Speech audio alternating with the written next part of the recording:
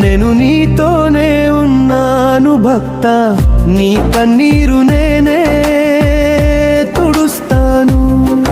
నేను నీ జీవితానికి వెలుగును బిడ్డ, నీ వెంటే